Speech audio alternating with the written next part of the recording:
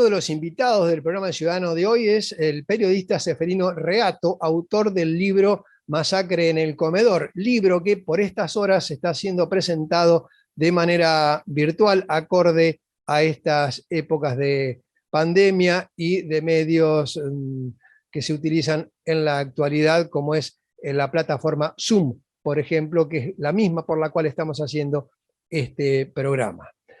Ceferino Reato, como les decía, es un colega, es un periodista, además de licenciado en Ciencias Políticas, es oriundo de Crespo, de la provincia de Entre Ríos, y es autor de una vasta obra, además de desempeñarse profesionalmente en diversos medios. Les vamos a brindar algunas precisiones acerca precisamente de este entrevistado de hoy. Como les dije, es oriundo de Entre Ríos y fue redactor en la sección Política Nacional del diario Clarín, fue editor jefe en el diario Perfil, corresponsal de la Agencia Internacional de Agencias ANSA en San Pablo, Brasil. Allí estuvo 4 años por ese motivo. Fue consejero de prensa de la Embajada Argentina ante el Vaticano.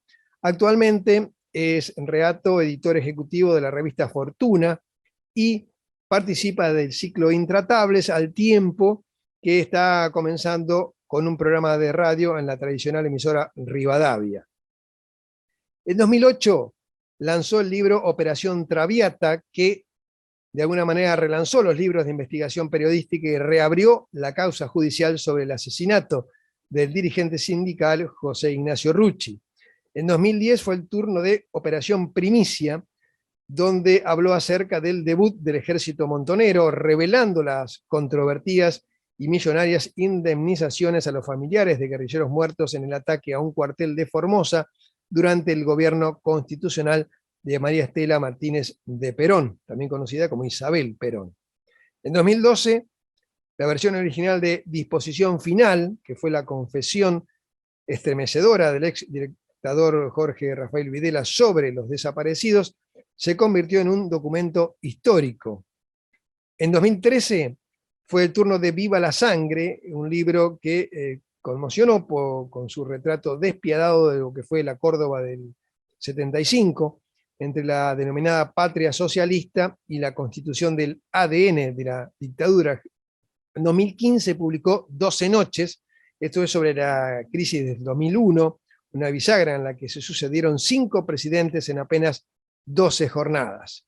Y en 2017 escribió Salvo que me muera antes, sobre la muerte de Néstor Kirchner y el nacimiento del cristinismo. En 2020 fue el turno de los 70, la década que siempre vuelve, teniendo como bajada la sigla Toda la verdad sobre Perón, la guerrilla, la dictadura, los desaparecidos y las otras víctimas, editado en este caso por Sudamericana. Es el turno ahora de Masacre en el Comedor. Sobre este libro, el propio Ceferino Reato nos habla. Las bombas vietnamitas no solo matan y destruyen, están diseñadas para mutilar cuerpos, para sembrar un terror adicional. Montoneros usó una bomba así en el atentado al comedor de la Superintendencia de Seguridad Federal, el 2 de julio de 1976. El autor material fue José María Salgado, Pepe, que estaba infiltrado en la Policía Federal, pero el atentado fue diseñado por el Servicio de Inteligencia e Informaciones de Montoneros, cuyo hombre clave era Rodolfo Walsh, el jefe de Pepe Salgado. Esteban era el nombre de guerra de este famoso periodista y escritor. Hoy Walsh es un ídolo para tantos intelectuales y políticos.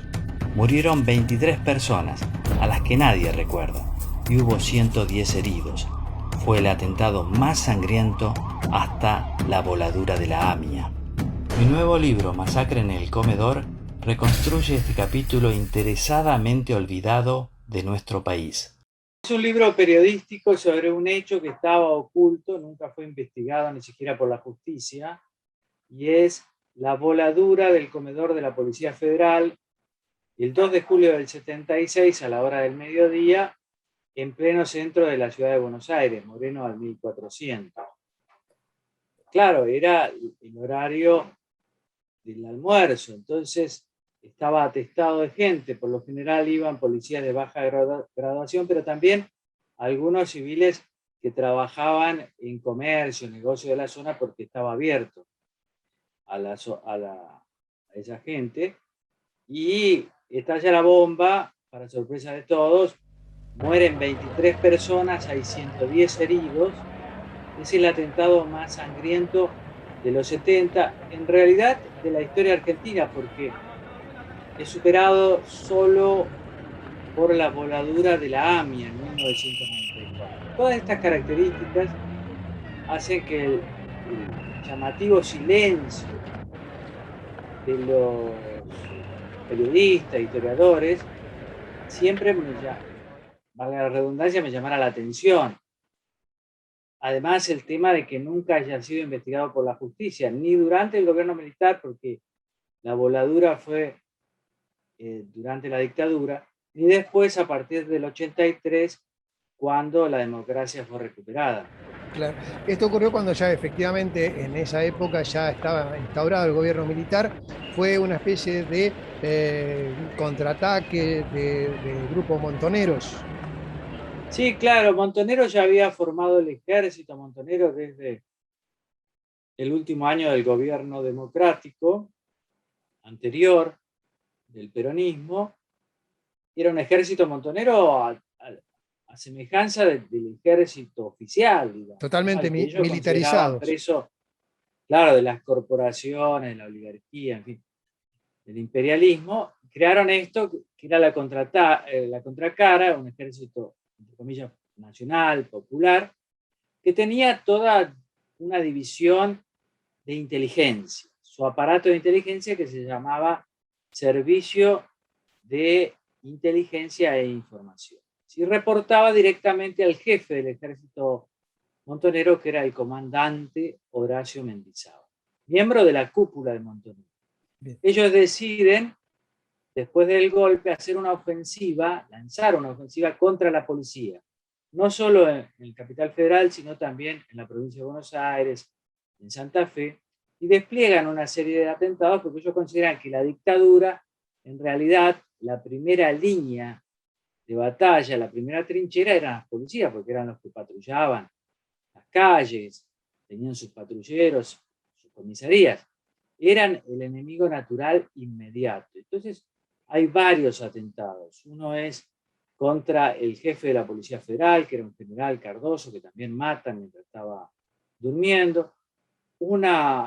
Otro atentado importante en La Plata, otro en Rosario, pero el más sangriento es este. Ellos querían volar todo el edificio donde estaba el comedor, que era una dependencia que se llamaba Seguridad Federal, y arriba estaba la Dirección de Inteligencia, de Contrainteligencia y demás, es decir, era un organismo muy custodiado.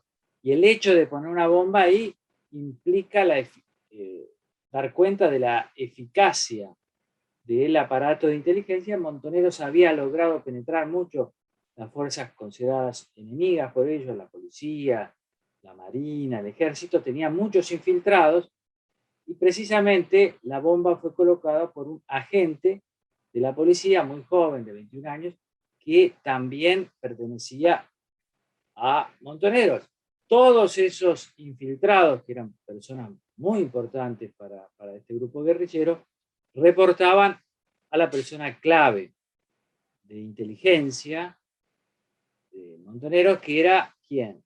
Un periodista, un escritor muy importante, Rodolfo Walsh. Exacto, sí, sí. En el libro aprovecho mucho para describir cómo era ese servicio de inteligencia. Había muchos periodistas. En aquel momento los periodistas eran muy importantes, ahora también, pero digo, en aquel momento eran muy importantes para los grupos guerrilleros, porque, claro, ellos tenían una gran capacidad, y ahí se trataba de hacer propaganda viable, tenían imaginación, y en inteligencia e informaciones que estaban equivocadas había muchísimos. Ahora, en el caso de... Berbisky, lógicamente, sí. Miguel Bonazo y demás. Pero, sobre todo Walsh, que era mayor a todos ellos, ya tenía 49, 50 años, y ya era famoso. Acordate que su gran primer libro, Operación Masacre, no es el primero, pero es el más conocido, desde 1957. Es decir, el tipo ya tenía mucha fama, Sí, sí. Y era muy conocido.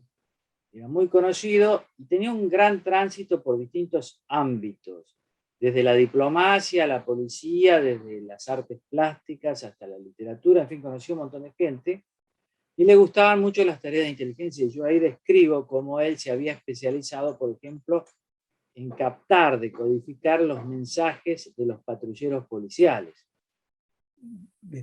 La faz literaria de Walsh, periodística, es sumamente conocida y difundida. Ahora bien, esta otra faceta por allí no ha tenido la difusión que, por ejemplo, ahora se le está dando, Reato. No, claro. Por ejemplo, acá en el 2013, a 12 cuadras del lugar del atentado, repito, 23 muertos, 110 heridos, a los cuales nadie recordó nunca, a los cuales nadie indemnizó nunca, y de los cuales, en honor a los cuales no hay ni siquiera una placa pública. A 12 cuadras hay una estación de subte de la línea H, se llamaba Entre Ríos. A partir del 2013 se llama Rodolfo Walsh Entre Ríos. Fue un cambio de denominación dispuesto lógicamente por la legislatura de la ciudad. Quien presentó este proyecto fue una legisladora kirchnerista, Gabriela Cerruti, ex periodista, actual portavoza de la presidencia, pero lo llamativo es que fue aprobado por toda la legislatura.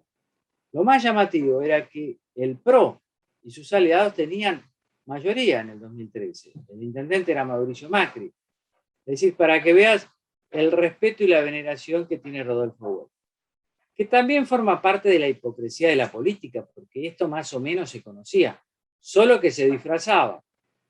Cerruti, cuando habla en el recinto, destaca la valentía de Walsh, que como periodista criticó a la dictadura mientras otros sectores de la gran prensa, dijo, callaban. Se refería a la carta abierta a la Junta Militar, que es muy buena. Sí, la escribió en 1977, sí. Claro, él termina el 24 de marzo del 77 esa carta, y los primeros ejemplares los despacha por correo una hora antes de ser acribillado en un tiroteo. El cuerpo está desaparecido todavía, pero quiero decir, nadie, aparte de él y de su esposa, habían podido leer esa carta. Es decir, no lo matan por eso. Lo matan porque todos sabían a esa altura que era la persona clave, el diamante, como decían, del aparato de inteligencia. Lo querían capturar, torturar seguramente, y él se defendió con una pequeña pistola precisamente para forzar ese tiroteo mortal, porque no quería caer en manos de los represores, que eran terribles, terribles torturadores. Entonces, esa es la verdad. Después lo disfrazan de otra cosa, y lo que me llama más la atención es que las fuerzas más conservadoras o liberales comen toda esa papilla ideológica que le prepara el kirchnerismo. Después están así, digamos, que no pueden dar un debate cultural porque no les interesa, no saben, no quieren. Y el peronismo siempre ha sido muy hábil en el tema cultural. Para ellos la cultura no es una entelequia, sino que es algo muy práctico. Sí, señor. A veces, digamos, demasiado superficial, dirán algunos, como te acordás los libros sobre Evita en el primer peronismo. Sí. Pero todo eso moldea la cultura popular. Mucha gente cree que Rodolfo Walsh, por ejemplo, fue muerto por la carta, esa que es extraordinaria. No fue muerto por eso, fue muerto por otra cosa. Esto no quita que haya sido un gran periodista, al contrario, lo que sí habla de que las personas extraordinarias tienen muchas facetas. No me parece justo, con la postura combatiente de Walsh, eliminar una solo porque a cierto grupo político le conviene en el presente. Exacto. Es también un uso de Walsh. Reato, esta no es la primera vez que investiga y escribe sobre los años 70, bueno, ya de por sí, Operación Traviata, ya por 2008, describió lo que fue el asesinato de José Ignacio Rucci, y el año pasado, si no me equivoco, fue en los 70, con el subtítulo de Una década que siempre vuelve. ¿Por qué se abocó a estudiar, investigar y publicar sobre los años 70? Bueno, los 70 siempre me interesaron. Yo estudié periodismo, después ciencia política en los 80 y se hablaba mucho de los 70. Después trabajé en varios lugares, en Brasil un tiempo, 4 años. Cuando volví en el 2005 me daba cuenta que habían reverdecido los 70, pero en otra clave, ¿no? Más kirchnerista. Pero todos los libros sobre la dictadura, la AAA, que me parecieron siempre los más fáciles de hacer en algún sentido, porque son libros que tienen el consenso de todos, ¿no? Esos ya estaban todos escritos. Claro, sí, sí. El oro y el bronce kirchnerista que había hecho escribir hasta los mancos, ¿no? Y filmar también hasta los mancos. Había documentales, películas por todos lados. Entonces, me pareció interesante desde el punto de vista de que no se escribía, ver algunos atentados en democracia de las guerrillas, por ejemplo, el asesinato de Rucci en el 73 con Perón, ¿no? Ya ganando las elecciones.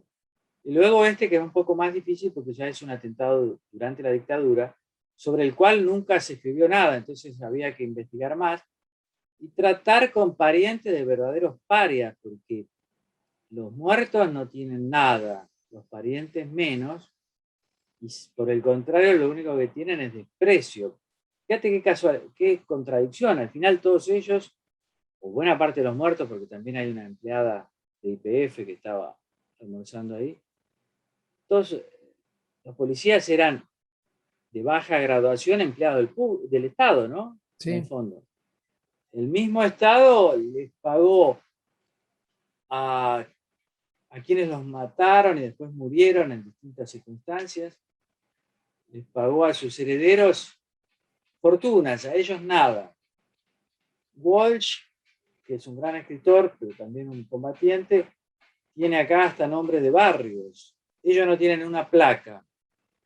Y bueno, yo creo, como decía Borges, que un caballero o un aspirante a caballero solo se interesa por causas perdidas. En el caso también, bueno, hablando de atentados, otro que también fue motivo de investigación fue un atentado en Formosa que dio origen al libro Operación Primicia. Claro, ese también tiene algo parecido con este atentado, que es que, bueno, aparte de que las víctimas totalmente olvidadas, ¿no? Pero el hecho de que en aquel momento Montoneros, a diferencia de otros grupos guerrilleros, siempre tuvo una concepción nacional y popular, digamos así. Y por su origen católico, muchas veces conservador, nacionalista, siempre tuvo buenas relaciones con oficiales del ejército especialmente y de la Policía Federal. Aparte del hecho que la Policía Federal nace con ese nombre y esa dimensión, digamos, el 1 de enero del 45, y siempre fue la fuerza de seguridad mimada por Perón, al punto que siempre acá se decía es la policía de Perón. Entonces había muchas relaciones de los jefes montoneros con jefe del ejército, con jefe de la Policía Federal. El ataque al cuartel de Formosa, que es inesperado para el ejército, rompe todos esos lazos entre Montoneros y el ejército. Y de alguna manera desata, detona el golpe de Estado, porque desencadena una serie de movimientos que terminan con la decisión de Videla y Macera de dar el golpe. En el caso de la Policía Federal lo mismo. Al principio hay un momento de gran euforia de Montoneros y de sus partidarios, porque dicen, miren, lo que hicimos, volamos nada menos que el comedor. Pero después se dan cuenta que habían cometido un gran error, porque ya no hay ningún contacto con la Policía Federal, al contrario, la policía los considera ya sus enemigos número 1, y la venganza es tremenda, ¿no? La réplica es tremenda, muy, muy dura. Rato, Igual, sí. algunos contactos tuvieron, porque fíjate que un mes después cae presa la esposa de Firmenich, embarazada, va a Seguridad Federal, donde había celdas, y ahí ya torturaban a todo el mundo como antes, pero peor, porque ya te hacían desaparecer ahí nomás, no es que te mandaban a otro lado. Y sin embargo, la esposa de Firmenich, algunos dicen, muchos de sus compañeras, está escrito, yo lo pongo, que nunca fue torturada. Ella dice que sí, pero de todos modos la blanquearon, se salvó, la llevaron a Villa Devoto, ahí nació su segundo hijo, y 4 años después, le dan la prisión domiciliaria y el 2 de abril del 82 se puede dejar el país con su hijo para reencontrarse con su esposo, Firmenich. Fíjate qué gran curiosidad, ¿no? Tras escuchar este primer tramo de la entrevista a Seferino Reato, hacemos la primera pausa aquí en el Ciudadano por TSN.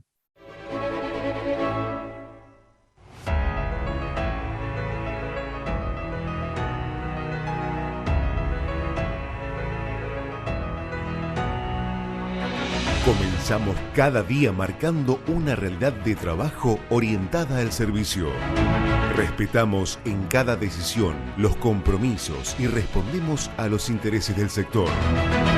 Nuestra premisa de gestión es ofrecer un servicio público, sostenible y de calidad. Somos líderes en transparencia y calidad en logística agroexportadora.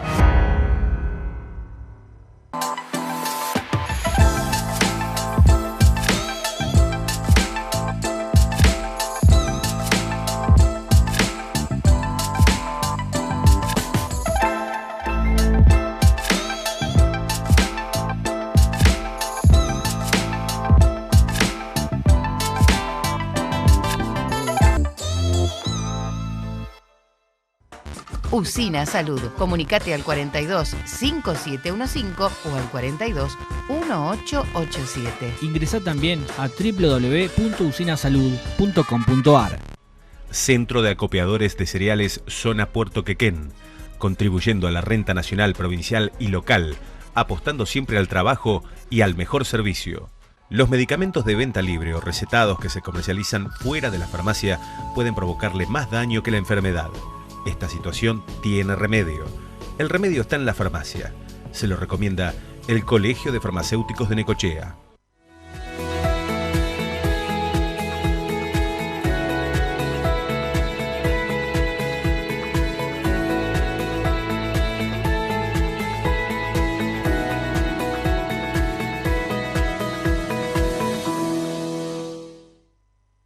SUTERIH, Sindicato de Trabajadores de Edificios de Renta y Horizontal. Secretario General Rafael Diácono. Diagonal San Martín, 1471, teléfono 43 66 31. Cooperativa Agropecuaria General Necochea Limitada de consumo, seguros, cereales e insumos. Desde siempre, al servicio del productor agropecuario.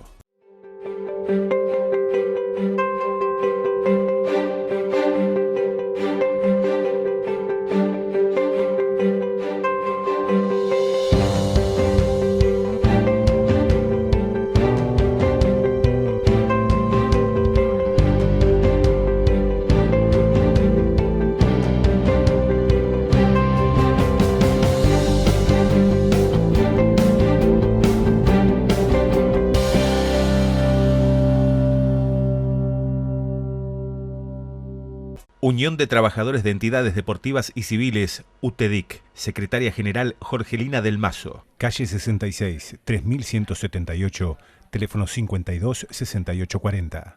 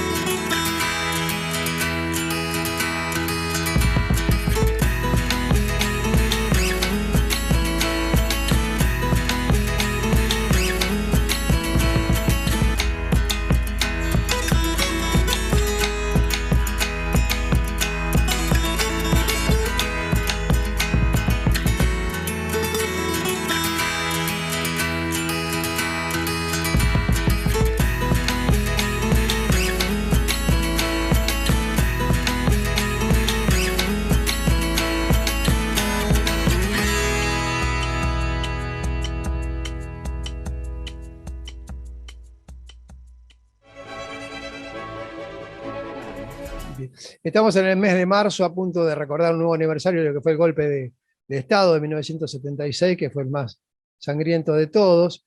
Y estoy hablando con un periodista investigador que ha investigado sobre el terrorismo a cargo de Montoneros. Aunque yo sí, también, por supuesto, he investigado sobre la dictadura, pues de hecho he entrevistado personalmente a Jorge Rafael Videla. ¿Qué lectura hace de lo que fue la dictadura, Reato?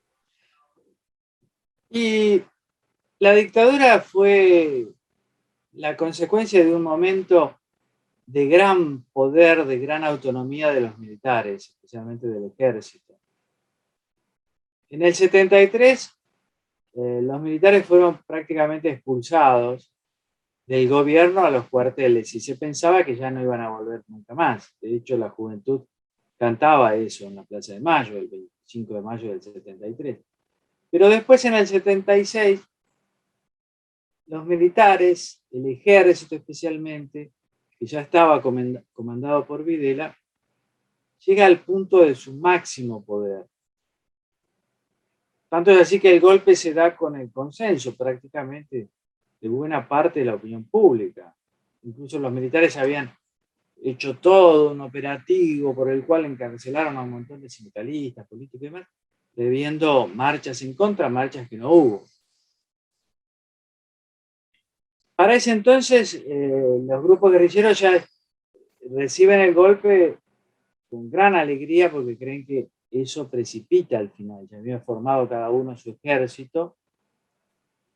Y los militares ahí llegan a la Casa Rosada, vuelven, como decía Videla, con un consenso. Acá no podemos mandar a muchos guerrilleros a la justicia, tiene miedo, no lo podemos fusilar, la gente se va a enojar.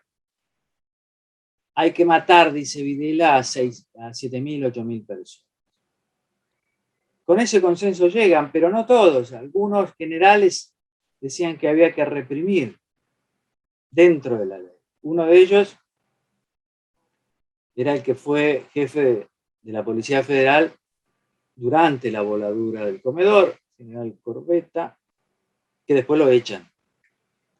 Pero en general todos estaban de acuerdo con eso, la Marina también, Aeronáutica también. Y ellos consideran, lo que hacen es multiplicar la figura del desaparecido, que ya venía del gobierno anterior, y consideran, en un acto de mesianismo, de desmesura, que esa situación, hacer desaparecer, asesinar y hacer desaparecer los cuerpos de miles de argentinos, no iba a tener ninguna consecuencia. Copiando de alguna manera lo que decían los franceses, pero los franceses lo habían hecho en Argelia. Y que la única persona de los militares que yo entrevisté que me pareció más sensato fue el ministro del Interior, Arguindegui, que me dijo, él era el ministro del Interior, dijo, en el 78, 79, cuando convocamos al diálogo político, yo me di cuenta de que estábamos perdidos, me dice, porque venían todos los líderes políticos y el primer reclamo eran los desaparecidos, y nosotros no teníamos cómo solucionar ese problema. En cambio, Videla estaba convencido de que habían hecho bien, incluso desde el punto de vista político. Fue un plan de exterminio masivo, una gran falta desde el punto de vista moral, un gran error político. Pero explicable en esa mente cerrada de los militares, en el gran poder que habían adquirido, en la falta de perspectiva política. Habló de mesianismo, en este caso de los militares. ¿No cree que también hubo cierta dosis de mesianismo en la guerrilla? Porque en algunos casos se consideraba, tenían aquel lema que decía cuanto peor mejor, considerando que si había un golpe, más algunos fomentaban que lo hubiera, el pueblo, pensaban ellos, se iba a levantar y los iba a apoyar. Es una visión tanto mesiánica, ¿no le parece? Sí, claro. El mesianismo estuvo estuvo siempre en la guerrilla. En el caso de Montoneros, para poner un ejemplo, provenía también de su formación católica, ¿verdad? La figura de Jesús como un revolucionario, Claro. y el concepto de la sangre derramada, que Jesús había muerto por nosotros para salvarnos del pecado, había derramado su sangre. Todo eso que en ese momento estaba en auge, la llamada teología de la liberación, los sacerdotes por el tercer mundo. Sí, el mesianismo. También en el caso de otros grupos guerrilleros, con el Che Guevara, una lectura de que la revolución cubana, así como fue con una teoría del foquismo, digamos, un grupo guerrillero bien armado, portador de la ideología correcta, ubicado geográficamente en el lugar exacto, podía tomar el poder frente a un ejército tradicional. Eso puede haber sido cierto en Cuba y hasta ahí nomás, porque también fue importante el tema político en las ciudades, pero en este caso en Argentina y en otros países se probó que no era así. El mesianismo estaba en todos lados, probablemente también sea una característica nuestra, esa desmesura, ¿no? Creo que está en el tema de los desaparecidos con la dictadura, y está en el tema de la guerra por Malvinas, ¿no? La idea de que se podía recuperar un territorio desafiando militarmente nada menos que a Gran Bretaña, a la NATO, a Estados Unidos, pensar que esa guerra la podíamos ganar. Más allá de la valentía de los patriotas que fueron a luchar, pero el concepto es muy, muy argentino también, hay que tener cuidado con eso, porque el 1 a 1 fue otro acto de mesianismo, en fin, nosotros somos grandes, muy mesiánicos en todo, Ujú. Seferino, desmesurados. sí, es un país de Creo que las... ahí están características particulares nuestras. Ujú. Seferino, en Además, lo particular me intriga, más allá de la labor periodística, cómo fue su experiencia en esa entrevista con Videla en la cárcel, cuando habla él de la disposición final, con esa frialdad, hablando de ese análisis que acaba de hacer, qué es lo que había que disponer por parte de lo que era el gobierno de facto. sí, yo creo que Videla estaba como congelado en el pasado, ¿no? Él hablaba del pasado como si fuera presente y describía las acciones que él había, las decisiones que él había tomado, las acciones que él había conducido, como si fueran de otra persona, ¿no? Probablemente haya sido la única manera de soportar todo eso. De todos modos, yo creo que el testimonio histórico es muy importante y muy necesario, porque había mucha gente que no sabía qué había pasado. Me parece que él asume muchas de las cosas de las cuales se hablaba. En su momento, para mí la entrevista tenía mucho valor. Siempre traté de hacer lo que un periodista hace en situaciones difíciles, por ejemplo, accidentes de tránsito, tiroteo y demás, que es tratar de entrevistar bien, preguntar y mantener la cabeza fría, porque lo que importaba no eran los sentimientos míos, sino la habilidad para lograr declaraciones de un protagonista de la historia que interesaran al público. Me parece que por ahí anda nuestra tarea. Bien. Para ir cerrando y hablando de Masacre en el Comedor, ¿de qué manera se está haciendo su presentación?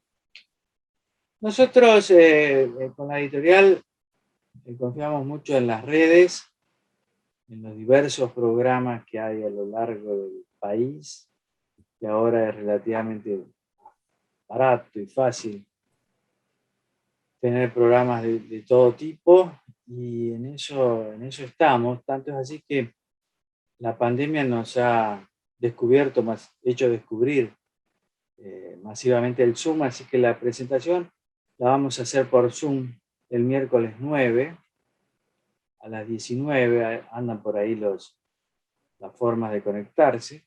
Sí. Y después tendremos varias presentaciones, algunas por Zoom, otras presenciales, seguramente en la Feria del Libro y en algunas provincias. Bien. Creo que el desafío siempre después de escribir un libro es hacer que la gente se entere de que un libro así ha salido, así que estamos en eso, es también una tarea, ¿no? Bien, en lo profesional, más allá de escribir libros, en la producción literaria, que tiene que ver con lo investigativo, también está a punto de comenzar un ciclo por Radio Rivadavia. Sí, los domingos de 18 a 19, un programa periodístico, vamos a ver cómo me va, yo nunca he sido muy afecto a la radio, pero bueno, y los jueves también estoy en el programa de Cristina Pérez, entre las 11 y las 12. Después yo edito una revista económica que se llama Fortuna, desde hace mucho tiempo. Y en eso también estoy preparando un documental sobre los 70 y viendo qué pasa porque está todo muy movido, ¿no? A mí me gusta mucho la televisión, pero no me favorece el hecho de que los canales estén tan alineados políticamente, especialmente en noticias, porque creo que ese alineamiento no me beneficia mucho en la manera de hacer periodismo, digamos. A mí no me gusta, pero creo que no me... Creo que va a pasar también. Espero que la gente se harte un poco de eso, porque también es responsabilidad de la gente. A veces la gente quiere escuchar de un periodista que le digan lo que ellos ya piensan, lo cual me parece absurdo, pero bueno, cada uno hace lo que quiere, porque si yo estoy convencido de lo que pienso, no voy a mirar un programa.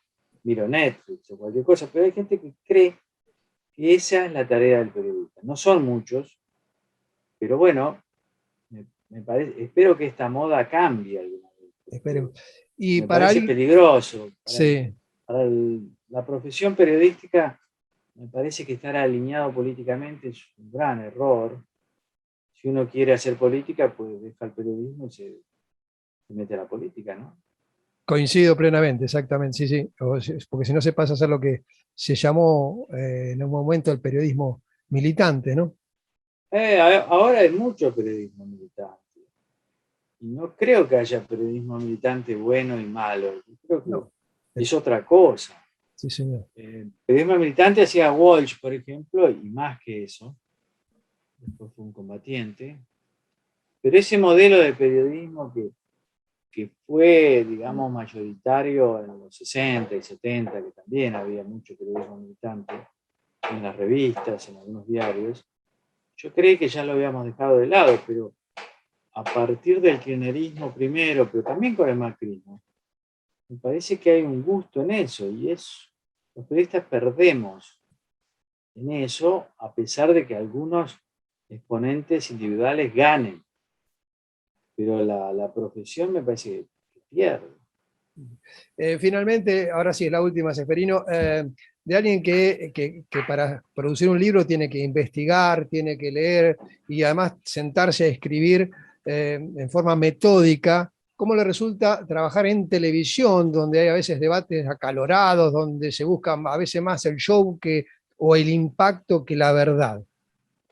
No, a mí me gusta mucho la televisión. Yo creo que de los formatos es el que más me gusta, el que me parece más fácil, porque tenés la imagen y yo confío mucho en la imagen. Y me parece fácil, mucho más fácil que la radio, por ejemplo, que es todo, solo voz.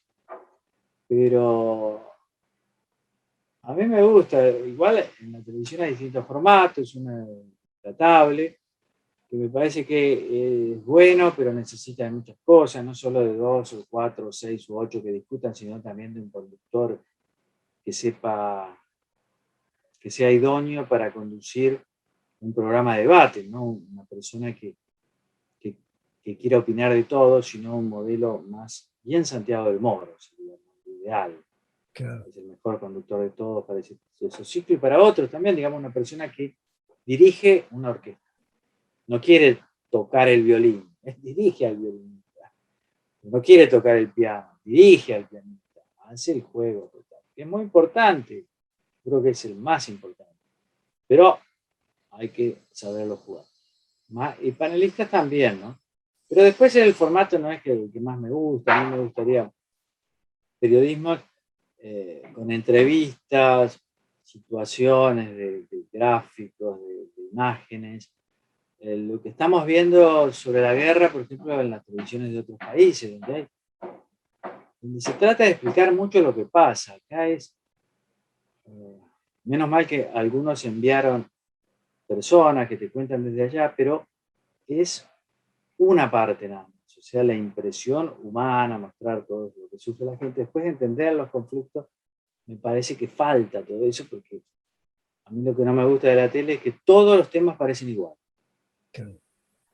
Y hay mucho contagio de ese humor vitriólico porteño, donde todo parece una broma, ¿no? En el fondo, digamos.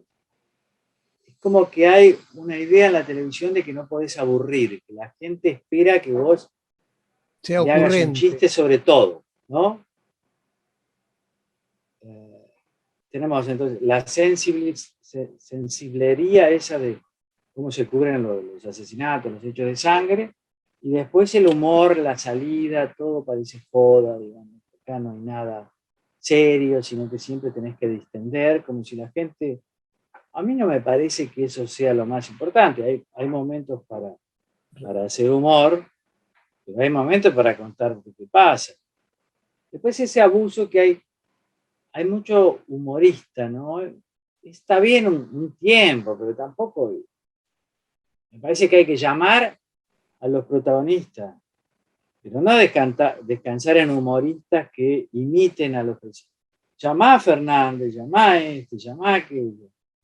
Después, si no te contestan, decí que no te contestan, pero hacer el esfuerzo de llamar a los que hacen política, Macri, Cristina, o sea, ponerlos en situación, en evidencia, que expliquen. Ceferino Reato, muchísimas gracias por este contacto y mucha suerte con la venta del libro Masacre en el Comedor. Muchas gracias a vos, Hugo. Así, de esta manera dialogábamos con Ceferino Reato acerca de su libro que estaba presentando y también sobre otros aspectos de la realidad argentina. Hacemos una pausa, ya volvemos.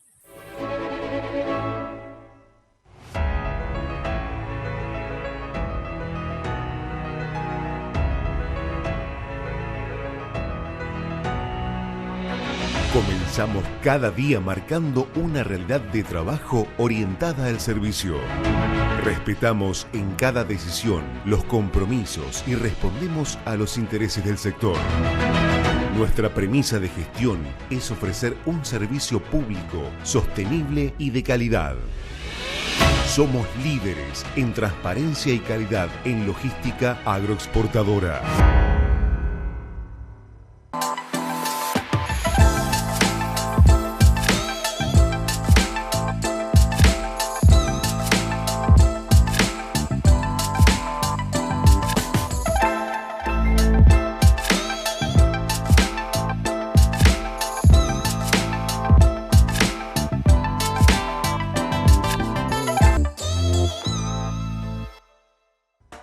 Usina Salud. Comunicate al 42 5715 o al 42 1887. Ingresá también a www.usinasalud.com.ar.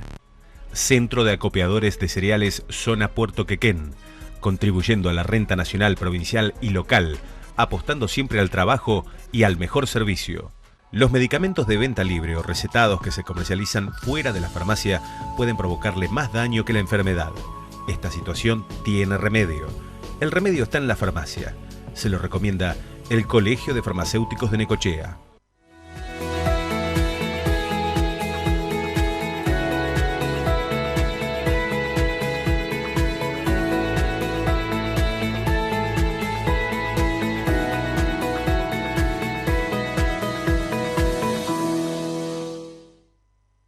SUTERIH, Sindicato de Trabajadores de Edificios de Renta y Horizontal. Secretario General Rafael Diácono. Diagonal San Martín, 1471, teléfono 43 66 31. Cooperativa Agropecuaria General Necochea Limitada de consumo, seguros, cereales e insumos. Desde siempre al servicio del productor agropecuario.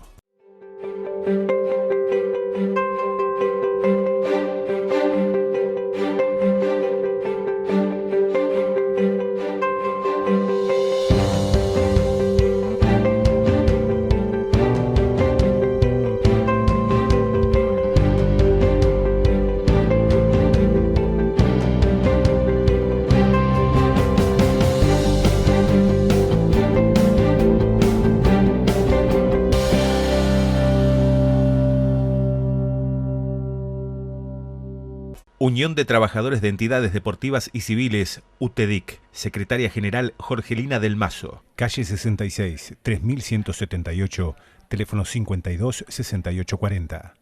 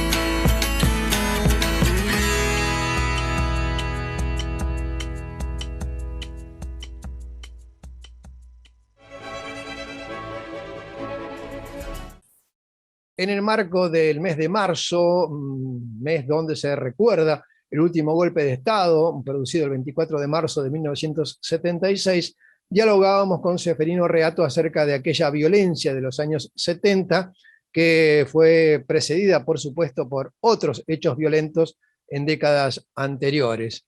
Pero lo cierto es que aquí se dio cuenta de un atentado terrorista producido cuando ya estaba vigente la dictadura, donde murieron personas que eran absolutamente inocentes de todo proceso político y social.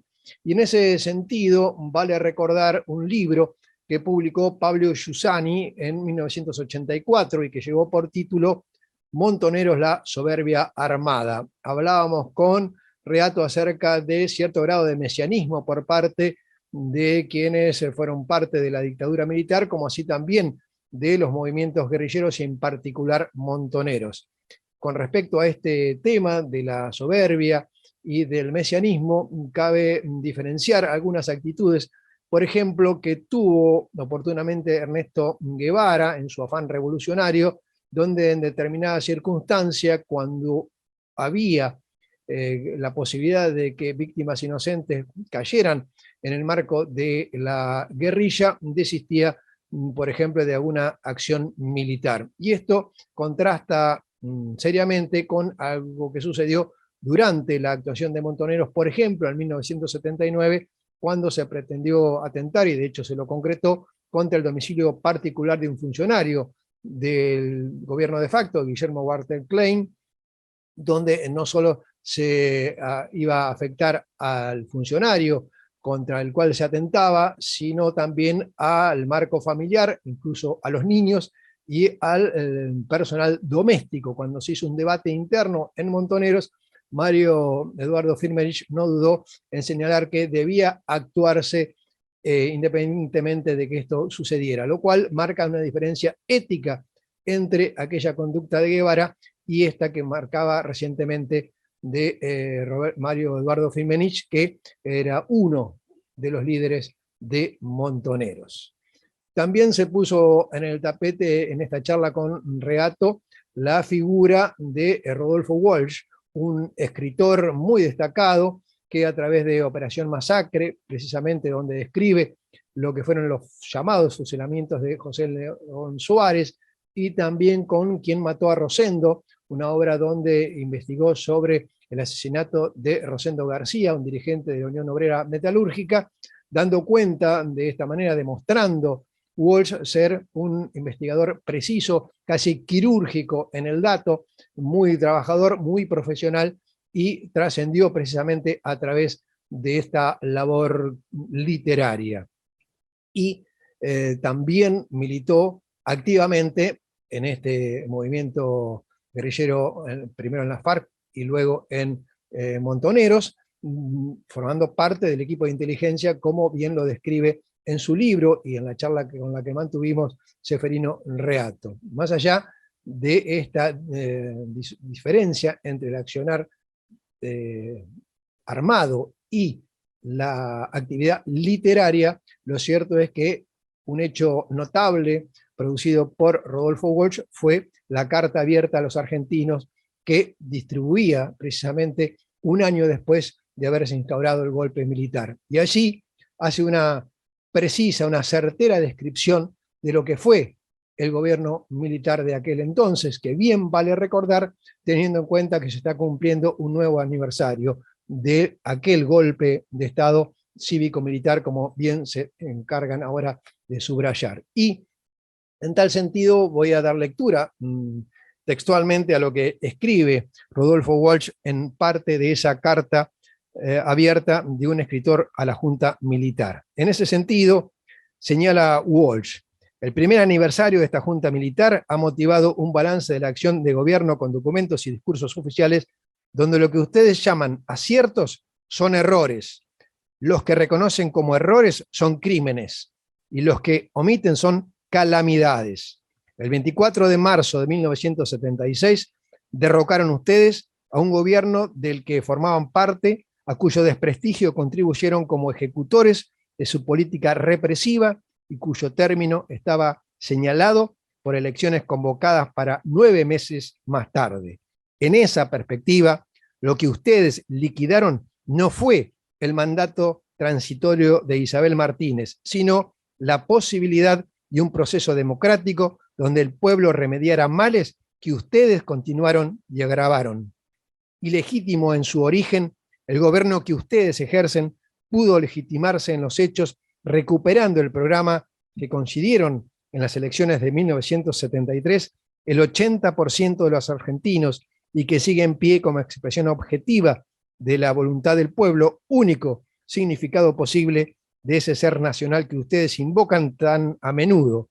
Invirtiendo ese camino, han restaurado ustedes la corriente de ideas e intereses de minorías derrotadas que traban el desarrollo de las fuerzas productivas, explotan al pueblo y disgregan la nación. Una política semejante solo puede imponerse transitoriamente, prohibiendo los partidos, interviniendo los sindicatos, amordazando a la prensa, implantando el terror más profundo que ha conocido la sociedad argentina. Una descripción precisa, certera, quirúrgica en cuanto a los datos, como señalaba, hay mucho más, porque brinda datos muy precisos Walsh en esta carta a la Junta Militar que escribió y trataba de distribuirla un año después del golpe y allí terminó siendo asesinado. Y un hecho repudiable es que su cuerpo nunca más apareció y forma parte, mejor dicho, de uno de los tantos desaparecidos durante la dictadura. Verdad y justicia son fundamentales para el desarrollo de un país y en particular el del nuestro. La memoria suele ser selectiva porque recuerda algunos episodios con los cuales uno tiene más afinidad y deja en el olvido otros En algunos casos se lo hace en forma intencionada. Lo cierto es que con claros y con oscuros, tanto las sociedades como las personas tienen algunas diferencias en cuanto a lo que tiene que ver con su desarrollo. Rodolfo Walsh tuvo estas cosas también. Fue un escritor magistral, un hombre de la literatura, del periodismo, un investigador, pero también actuó de manera violenta, no él personalmente, pero sí alentándola a través de formar parte de la agrupación guerrillera Montoneros. Así, con sus contradicciones, se lo muestra a Walsh en este libro que escribió Ceferino Reato. Puede uno tener diferencias con el autor, seguramente, pero es positivo que en la Argentina se comience a señalar las cosas que han sucedido ya con más de 4 décadas de distancia, con la objetividad que ello permite, o por lo menos la mayor posible, de modo tal que no solamente tengamos memoria, que hay que tenerla, porque los pueblos que no la tienen vuelven a repetir sus errores, sino que fundamentalmente debe basarse en la verdad y en la justicia, señalando las cosas que han sucedido, nos gusten o no a todos. Y esto lo aclaro porque quiero señalar que, por supuesto, desde la producción del Ciudadano se repudia totalmente cualquier hecho de violencia, y particularmente lo que fue la violencia a través del Estado, como fue lo que sucedió en aquellos años, a partir de 1976, concretamente con la dictadura. Ya anteriormente había hechos de violencia durante un gobierno democrático. Pero reitero y aclaro nuevamente el repudio de la producción, y por supuesto que estoy acompañado en tal sentido por la dirección del canal, en cuanto a estar en total desacuerdo con la violencia armada, inclusive con la guerrillera y, por supuesto, con lo que fue la represión a través de la utilización de medios del Estado, que además se lo hizo en forma clandestina, cobardemente, como lo hizo la última dictadura militar. Nos reencontramos el próximo miércoles, como siempre, a partir de la hora 21 aquí por TSN. Hasta entonces.